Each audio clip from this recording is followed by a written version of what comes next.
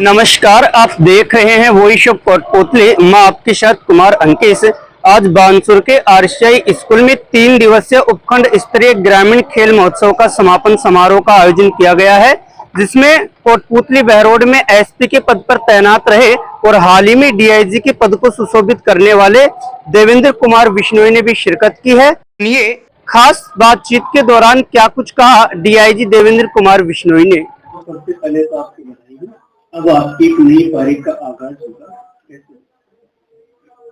सर्वप्रथम आप सबका धन्यवाद और मैं तमाम मीडिया बंधुओं का जो है हृदय से आभार व्यक्त करता हूं कि उन्होंने मेरे साथ मिलकर और मेरी बात को समझकर जो पॉजिटिविटी के साथ और जो कंधे से कंधा मिलाकर हमारी जो सरकार की पॉलिसीज जो कम से कम पुलिस से संबंधित है, आमजन में विश्वास और अपराधियों में भय, और जो भी अभियान हमने चलाए उनका समय समय पर उन्होंने बहुत ही जो है त्वरित अच्छे ढंग से उसका आगे उन्होंने हाईलाइट किया, जिसकी वजह से जो अच्छी बातें, जो अच्छी पुलिसिंग जो हम करना चाह रहे थे वो आमजन के बीच में पहुंची और एक आमजन में हमारे प्रति एक और विश्वास गहरा हुआ।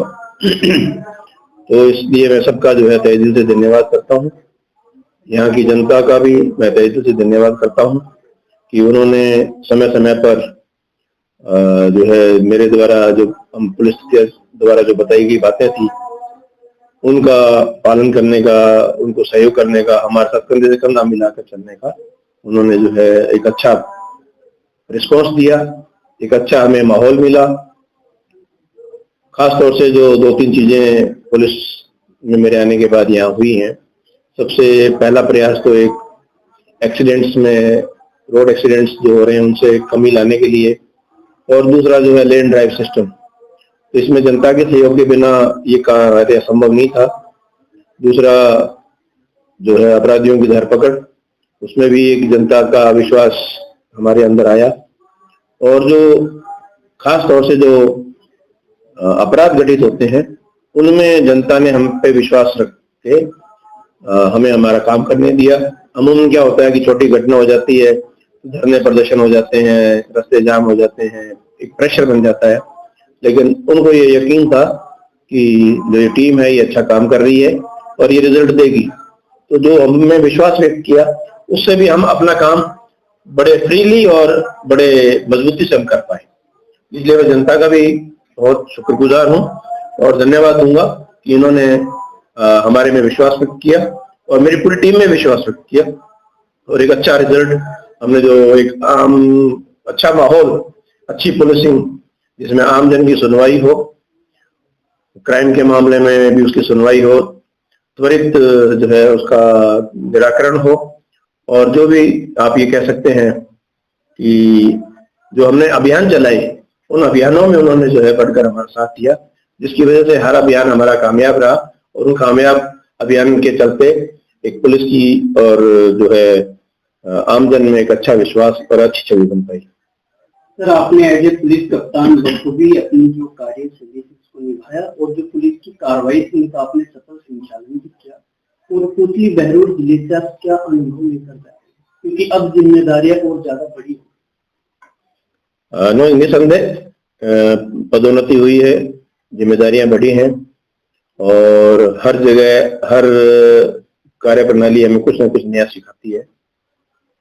तो यहाँ जो मैं बताऊंगा कि जब मैं आया था तो क्योंकि एक नया जिला था, कई मन में शंकाएं थी, लेकिन उसके बावजूद सबसे बड़ी हमारी समस्या थी थोड़ी नफरी की कमी, क्योंकि नया जिला है और कुछ भर्तियां इस जिले की अब हुई हैं जो आगे आने वाले समय में पूर्ति हो पाएगी।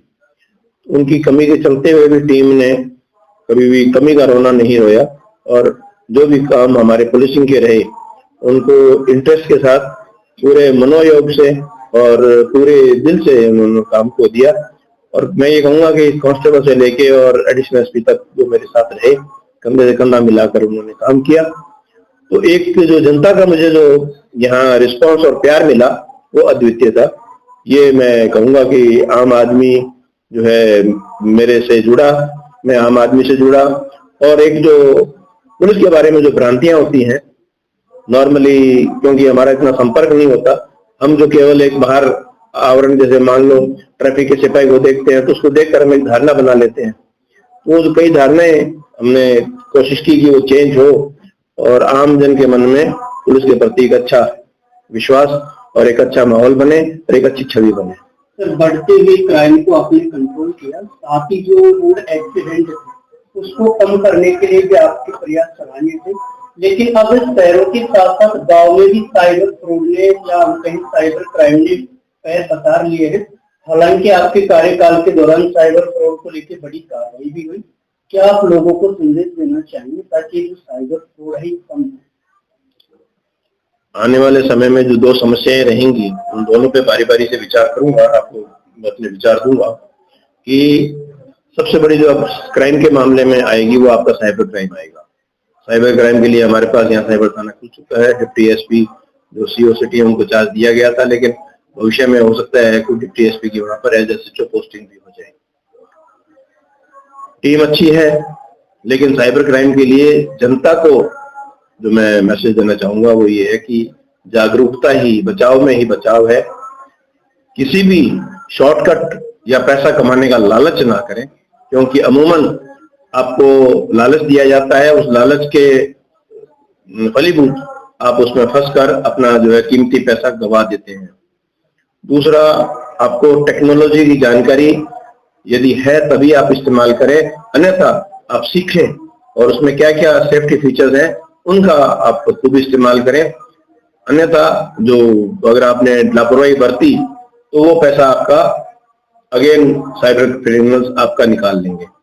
तो मेरा ये मानना है कि साइबर क्राइम के मामले में केवल दो ही चीजें, एक तो लालच ना करें और दूसरा टेक्नोलॉजी जो भी आई है उसको सीखें और उसमें जो भी सेफ्टी फीचर्स आपके बचाव के रास्ते हैं उनको पहले अख्तियार करें, ताकि जो आपके अकाउंट से पैसा है वो इजीली साइफन आउट बाहर नहीं जा सके।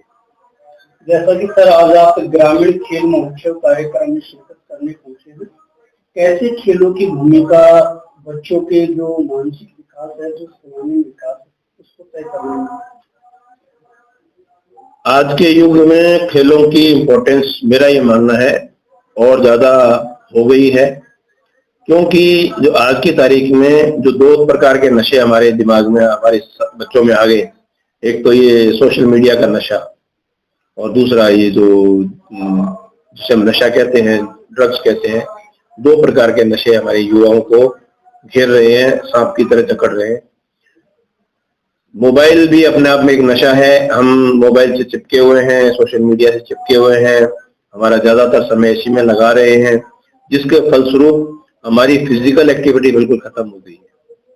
और जहां फिजिकल एक्टिविटी खत्म हो जाएगी, आपकी फिजिकल बॉडी का डीजनरेशन शुरू हो जाएगा।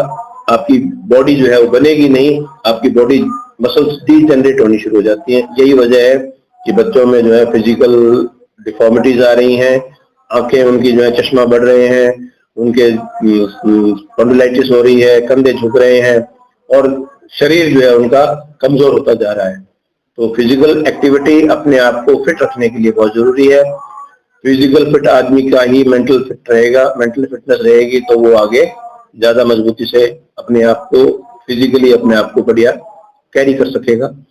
यही बात नशे पे मैं कहना चाहूंगा कि आज के आने वाले युग में जो ये सिंथेटिक जो टेबलेट्स बन के आ रही हैं या जो ड्रग्स नशा जो आ रहा है, इसके बारे में हमें बहुत ज्यादा कार्रवाई करने की आवश्यकता है, बहुत ज्यादा समाज को जागरूकता की आवश्यकता है और जो युवा पीढ़ी है उसको भी इसके दुष्परिणामों के बारे में बताने का और उनसे बचने का बहुत जरूरी जो है हमें प्रयास करना होगा। और समाज के हर तबके को मिलकर इसके लिए प्रयास करना होगा, क्योंकि ये अगर हमारी युवा वर्ग में फैल गया तो आने वाली नस्लें तबाह हो जाएंगी, हमारी पीढ़ियां जो है तबाह हो जाएंगी। और दूसरा इसका साइड इफेक्ट जो है सोशल जो आपका स्ट्रक्चर है उस पर पड़ेगा और तीसरा आपका जो है लॉ एंड ऑर्डर पे इसका फर्क पड़ेगा, क्योंकि आपके क्राइम बढ़ जाएंगे, चोरी चकारियां बढ़ जाएंगी, क्रिमिनल्स जो एक्टिविटी है वो बढ़ जाएंगी। तो ये समाज में इसको जो नशा है इस नशे को जागरूक होना, रोकना हमारा सबका कर्तव्य है। सर, अभी आपने बताया कि जो साइबर क्राइम है, बचाव ही उसका उपाय है, लेकिन अगर कोई उसका पीड़ित हो जाता है तो अपील कहाँ करे? जैसे सरकार ने इसके लिए टोल फ्री नंबर भी जारी 1930 दिया है, तो सबसे पहले तो आप 1930 पर जाकर उसकी कंप्लेंट जो है उसको लॉन्च करें, ताकि जो पैसा ट्रांजैक्शन में जाने वाला है वो रुक जाए, और जो पैसा आगे चला गया उसको भी वो 1930 कोड पे डाल देता है, तो समय रहते वो भी बाद में वापस लाया जा सकता है। तो तुरंत सूचना, पहली सूचना तो यह 1930 की है। दूसरा, आप कंसर्न थाने में जाएं, या अगर आपके पास जैसे कोटपुतली में साइबर थाना है, साइबर थाने में आप आ सकते हैं, कंप्लेंट लॉन्च करा सकते हैं, ताकि मुकदमा दर्ज होने के बाद कई फॉर्मेलिटीज पुलिस को भी करनी पड़ती है, जिससे बैंक और अन्य एजेंसीज काम करती हैं, तो वो भी आपकी तुरंत कार्रवाई हो सके। तो ये कुछ सावधानियां और तो आपको तत्परता दिखानी होगी, तब जाकर ही इसमें बचाव किया जा सकता है। सर, अंतिम सवाल है, लगातार पुलिस दबिश देती है, कोई भी क्राइम करता है उस अपराधी को सजा दिलवाने का काम भी पुलिस करती है, बावजूद उसके आपराधिक घटनाएं कम होने के बजाय बढ़ रही है। ऐसा मेरा मानना नहीं है, क्योंकि अभी जो नए कानून आए हैं, आपके BNSS और जो भारतीय साक्ष्य अधिनियम आया है, ये इस पे लगाम लगाएंगे। आपके सामने ही हमने इस जिले में, पूरे राजस्थान में 2 मामले जो है हमने यहाँ करके दिए हैं। एक 5 दिन के अंदर जो है चोरी के मामले में ट्रायल और ट्रायल के बाद सजा, और एक तो मामले में बिल्कुल सेम डे ही ट्रायल और ट्रायल। हालांकि कहते हैं justice hurried is justice buried, लेकिन ऐसा नहीं है। यदि जो साक्ष्य आपके सामने हैं और उन साक्ष्यों का कोई तोड़ नहीं है, क्योंकि आज की तारीख में डिजिटल साक्ष्य आ गए, तो जो पुलिस आज जो भी कार्रवाई कर रही है वो ई साक्ष्य के माध्यम से सारी गवाहों का एविडेंस का संकलन कर रही है। वो एक डिजिटल एक माध्यम से आपके सामने जो है वो साक्ष्य दिए जा रहे हैं, और जो जिसे हम कहते हैं सर्कमस्टेंशियल एविडेंस, घटना जनित साक्ष्य, वो अपने आप में बहुत मजबूत साक्ष्य है, मौखिक गवाही की जरूरत ही नहीं है। तो यदि पुलिस की इन्वेस्टिगेशन 100% किसी क्राइम से क्रिमिनल को जोड़ती है और प्रूव कर पाती है अपने साक्ष्यों के माध्यम से, तो उसमें डिले की कोई आवश्यकता ही नहीं है। तो मेरा यह मानना है कि यदि इतने साक्ष्य इकट्ठे कर लिए जाएं और उन साक्ष्यों को कंप्लीट माननीय न्यायालय अपने उससे जो है उसको एग्जामिन करके और अपना एक निर्णय देती है, तो मैं मानता हूं कि कई जगह ये भी एक अपने आप में बहुत बड़ा एग्जाम्पल सेट होता है। क्योंकि जो सजा का जो एक जो फिलॉसफी है वो उसका डिटरेंस भी है। यदि भय होगा, भय भी नोएना प्रीत, तो यदि सजा का अगर भय रहेगा तो क्राइम समाज में धीरे धीरे उसका असर आएगा, कम होगा। यदि चोरी के मामले में इस तरह 7-8 अलग अलग इंसिडेंट्स हो जाएंगे, तो हो सकता है कि आने वाले समय में हर आदमी चोरी करने से कतराए, बचे। उसको पता है कि पकड़ा गया तो सजाते हैं।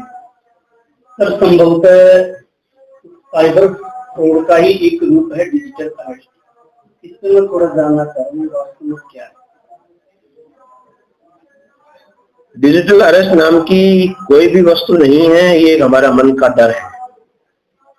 हमें कानून की जानकारी नहीं है, हमारे अंदर एक अननोन डर है, और कोई आदमी आपको आके कहता है कि आपने अमुक काम किया है, आपके पार्सल में ऐसी चीज मिली है, और हम घबरा जाते हैं, और घबरा कर जो सामने वाला हमारे को अंडर प्रेशर लेकर कोई काम करवाता है। आप ये मान लीजिए कि रेगुलर पुलिस थाने के अलावा आपको कोई भी अरेस्ट नहीं कर सकता, और वो भी अरेस्ट करेगा तो एक प्रक्रिया के तहत करेगा, और वो भी बिल्कुल आपकी फाइल कंप्लीट मुकदमा दर्ज होने के बाद, आपके खिलाफ साक्ष्य पूरे इकट्ठे होने के बाद, आपके खिलाफ एक अपराध प्रमाणित होने के बाद ही आपकी गिरफ्तारी हो सकती है। इसलिए मेरी आमजन से अपील है कि डिजिटल साक्ष्य नाम की चीज से बिल्कुल डरने की जरूरत नहीं है। यदि कोई आदमी आपको कहता है कि साहब आप अरेस्ट करेंगे, उसके भैया तो कल की बजाय आज ही अरेस्ट कर ले, क्या करेंगे? कोई कुछ नहीं कर सकता, केवल सिर्फ आपके अंदर एक अज्ञानता है, एक डर है, उसका वो फायदा उठा रहे हैं। इसलिए आप क्लियर कह दिए कि भैया मैं तो मेरे लोकल पुलिस स्टेशन में जा रहा हूँ तेरे खिलाफ कंप्लेंट करने के लिए, और तेरे को कोई मामला है तो मेरे थाने में आ जा, वहां सामने बैठ के मैं बात कर लूंगा। तो ये एक आपको इसमें बेबाकी रखनी पड़ेगी, एक हिम्मत रखनी पड़ेगी, और यदि आप डरेंगे तो डर के आगे तो क्या हर आदमी कहीं भी आपका मिसयूज कर सकता है। अगर अभी तक आपने चैनल को सब्सक्राइब नहीं किया है तो चैनल को लाइक, शेयर व सब्सक्राइब अवश्य करें। जिले की तमाम छोटी बड़ी खबरों को जानने के लिए बने रहे वॉइस ऑफ कोटपुतली के साथ। श्री बालाजी फिनसर्व, जहां मिलती है आपको वाहन बीमा, स्वास्थ्य बीमा, म्यूचुअल फंड, जीवन बीमा, फाइनेंस, साधारण बीमे की सभी सुविधाएं।